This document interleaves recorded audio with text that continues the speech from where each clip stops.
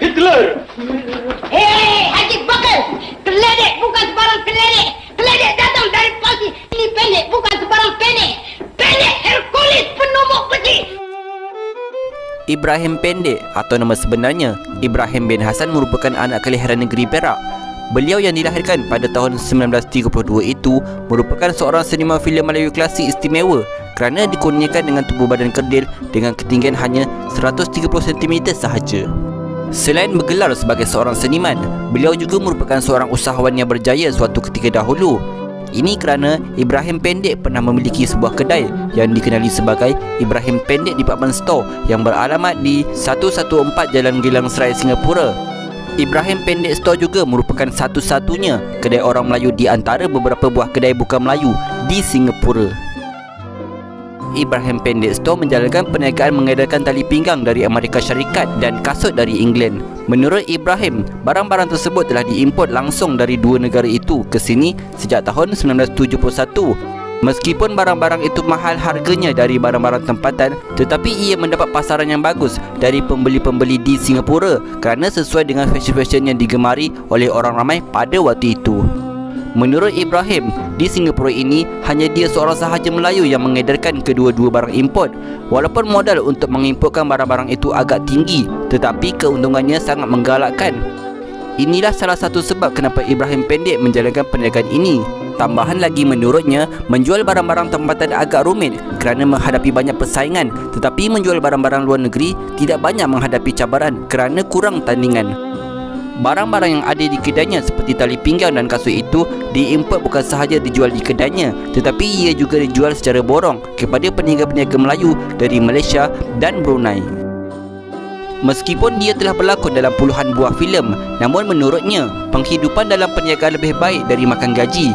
Dalam perniagaan, kita mesti sabar, tekun dan tahu teknik-teknik perniagaan kerana perniagaan itu ada pasang dan surutnya. Tambahnya lagi, bekalan barang-barang mesti cukup. Tempahan-tempahan barang mesti teratur dan mesti tahu bila perlu dipesan kerana penerimaan barang-barang luar negeri memerlukan masa yang agak lama. Walaupun perniagaannya ditumpukan kepada barang-barang dari luar negeri, tetapi barang-barang tempatan seperti seluar dan baju masih juga boleh didapati di kedainya. Barang-barang yang dijualnya itu tidaklah sukar diperniagakannya kerana barang-barang itu sudah terkenal mutu dan buatannya. Siapa mau lekas jadi kaya? Mari teman saya. Mari ya Habib, mari ya Syekh, mari ya Sidi. Siapa mau lekas jadi kaya? Mari teman saya. Menurut Ibrahim, untuk mendapatkan stok-stok barangan di kedainya yang diimport dari luar negara itu tidaklah susah. Mula-mula, beliau perlu menemui wakil pembuatnya di Singapura dan kemudian baru berurusan dengan pengeluar berkenaan. Setelah mendapat surat-surat invoice, barulah dia berhubung dengan pihak bank dan mendapatkan surat LC dan membayar wang yang dikehendaki kepada bank. Kemudian, bank itu menguruskannya sehingga barang-barang itu tiba ke alamatnya.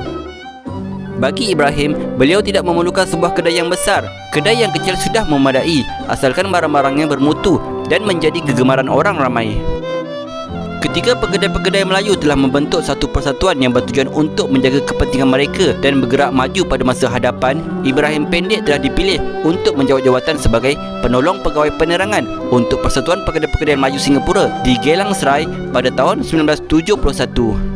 Selain memiliki kedai di Pasar Baru Geylang Serai, Ibrahim Pendek juga memiliki sebuah kedai menjual pakaian di Queensway, Singapura. Pada 25 Julai 1977, seorang pemuda telah ditangkap kerana mencuri 5 helai seluar jin berharga 162 di kedai Ibrahim Pendek Department Store. Ketika kejadian itu, Ibrahim Pendek tiada di kedai dan hanya pembantunya, Abdul Hamid bin Haji Said sahaja yang ada di kedainya. Menyedari 3 orang lelaki yang masuk ke kedai itu dan mencuri seluar ketika ia tidak melihatnya. Lantas beliau mengukuri lelaki itu dan pergi ke sebuah kereta. Lalu terjadilah satu pergelutan kecil dan akhirnya dengan ketibaan pihak polis dapat membantu menangkap pemuda tersebut. Berikutan hal itu, pemuda tersebut telah dibawa oleh pihak polis dan didenda oleh pihak mahkamah sebanyak 750 serta hukuman penjara sehari. Pada tahun 1978, Ibrahim Pendek telah membuka syarikat import-export di Johor Bahru sebagai salah satu daripada beberapa projek pembesaran perniagaan yang diusahakannya sejak tahun 1955 itu. Menurutnya, perniagaan yang diusahakan sebelum ini telah berjalan dengan baik kerana adanya bantuan beberapa orang ahli perniagaan yang berkawan rapat dengannya. Begitulah sedikit sebanyak mengenai kisah perjuangan seorang seniman filem Melayu klasik yang memiliki azam dan cita-cita untuk memajukan diri dan keluarganya. Semoga lebih ramai anak bangsa yang berani dan memiliki keazaman yang tinggi untuk meningkatkan ekonomi diri dan keluarga pada masa hadapan.